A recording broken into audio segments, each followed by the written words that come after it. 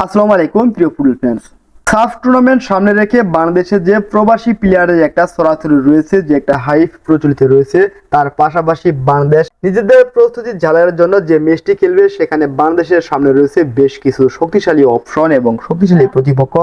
আপনারা আগে থেকে জানেন যে বাংলাদেশ সাফ উপলক্ষে 4 জাতির টুর্নামেন্ট আয়োজন করতে যাচ্ছে, আর সেখানে বাংলাদেশের মুখোমুখি হবে নেপাল, মালদ্বীপ, ভুটান এবং শ্রীলঙ্কার মতো শক্তিশালী প্রতিপক্ষ।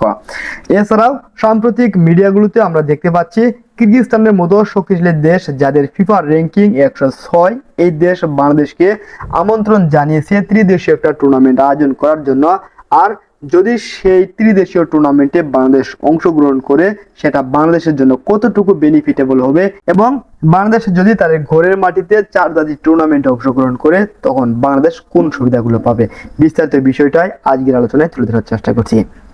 প্রথমত, বাংলাদেশে যদি ঘরের মাটিতে 4 জাতির টুর্নামেন্ট আয়োজন করে, সেখানে আয়ের একটা অংশ থাকবে। তাছাড়া র্যাঙ্কিং বাংলাদেশ বেশি একটা আগাইতে পারবে না, যদিও এখানে আয় করতে পারবে। ফিফা র্যাঙ্কিং বেশি একটা জাম্প করার সুযোগ নেই।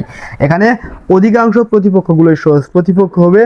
আর অন্যদিকে বাংলাদেশ যদি কিরগিজস্তানের ত্রিদেশীয় টুর্নামেন্ট অর্থাৎ এই সিরিজে যদি অংশগ্রহণ করে, সেখানে বাংলাদেশের সামনে অনেক কঠিন প্রতিপক্ষ আসবে। আর থমাস ডলি এখন সিদ্ধান্ত নেবেন বাংলাদেশ 4 জাতির টুর্নামেন্টে খেলবে নাকি ত্রিদেশীয় টুর্নামেন্টের আয়োজনে সাড়া দিবে। ফুটবল প্রেমী বন্ধুরা, যদি কিরগিজস্তানের সেই ত্রিদেশীয় টুর্নামেন্টে বাংলাদেশে অংশগ্রহণ করে, তখন অনেক কঠিন শক্তিশালী প্রতিপক্ষ বাংলাদেশের কাছে আসবে। আর সেই কঠিন প্রতিপক্ষের সামনে যদি বাংলাদেশ লড়াই করতে পারে, অর্থাৎ জয় না পেলেও যদি ড্র করতে পারে কিংবা জয় করতে পারে, তখন কিন্তু র্যাঙ্কিং জাম্প করার বিরল একটা সুযোগ থাকবে। এছাড়া 2030 বিশ্বকাপ সামনে রেখে বাংলাদেশের যে একটা বিশ্বকাপ কোয়ালিফায়ারের ম্যাচগুলো খেলবে, তখন কিন্তু বাংলাদেশের সামনে আরো বেশি শক্তিশালী প্রতিপক্ষ বাংলাদেশের সামনে আসবে। তখন এই যে একটা অভিজ্ঞতা, অর্থাৎ শক্তিশালী দলের বিপক্ষে ম্যাচে খেলার যে একটা অভিজ্ঞতা বা এক্সপিরিয়েন্স, সেই অভিজ্ঞতাগুলো বিশ্বকাপ কোয়ালিফায়ার ম্যাচে কাজে লাগাতে পারে।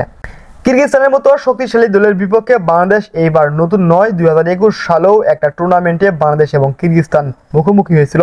সেই ম্যাচে 4 গোলে বাংলাদেশ পরাজয় লাভ করেছিল। তবে বর্তমানে বাংলাদেশের স্কোয়াডের যে একটা শক্তি রয়েছে, যে ফরেন প্লেয়ারের একটা হাইপ রয়েছে, এই প্লেয়ারগুলোর মাধ্যমে বাংলাদেশ এবার টুর্নামেন্টে সবচেয়ে ভালো কিছু করতে পারবে। হামজা চৌধুরী, সমিত সোম, জামাল ভুঁইয়ার সমন্বয়ে আরও রয়েছেন ফারহান ওয়াহিদ এবং আমরা জান হাকিমের কথা শুনতে পাচ্ছি। যদি এই প্লেয়ারগুলো বাংলাদেশে আসে, তখন বাংলাদেশ শুধু দক্ষিণ এশিয়া নয়, বরং পুরো এশিয়া কাপ জুড়ে বাংলাদেশের একটা হাইপ থাকবে।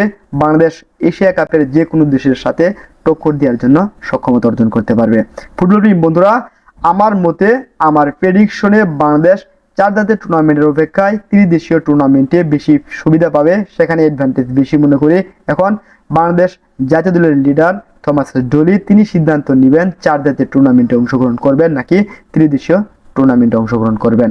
আপনার মতামত কমেন্ট বক্সে জানিয়ে দেবেন। আর ভিডিওটি যদি ভালো লাগে অবশ্যই লাইক, কমেন্ট এবং সাবস্ক্রাইব করবেন। ধন্যবাদ সবাইকে। আসসালামু আলাইকুম।